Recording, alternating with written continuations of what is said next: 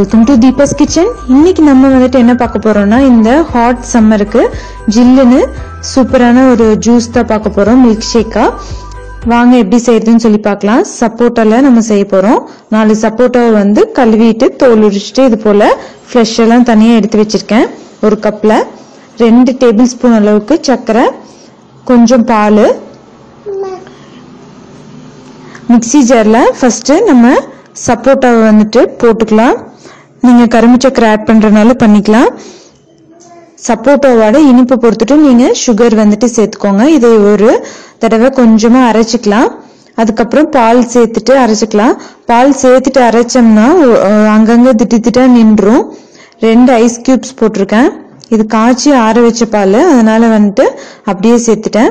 இப்ப அரைச்சிட்டு வந்தாச்சு பாருங்க, நல்ல சூப்பரான ஸ்மெல் வருது. இப்ப நம்ம சர்விங் கிளாஸ்க்கு மாத்திடலாம். உங்களுக்கு என்ன நட்ஸ் வேணுமோ அதெல்லாம் போட்டுக்கோங்க. நான் வந்துட்டு இப்ப முந்திரி பாதாம் 2 கலந்து போடுறேன். அவ்வளவுதான், நம்மளோட சம்மர் ட்ரிங்க் வந்து ரெடி ஆயிடுச்சு. இந்த சப்போட்டா சாப்பிடாத குழந்தைங்களுக்கு வந்துட்டு நீங்க இது போல ஜூஸ் அடிச்சு கொடுத்துருங்க. இந்த வீடியோ பிடிச்சிருந்துன்னா லைக் பண்ணுங்க, கமெண்ட் பண்ணுங்க. மறக்காம தீபாஸ் கிச்சனை சப்ஸ்கிரைப் பண்ணுங்க.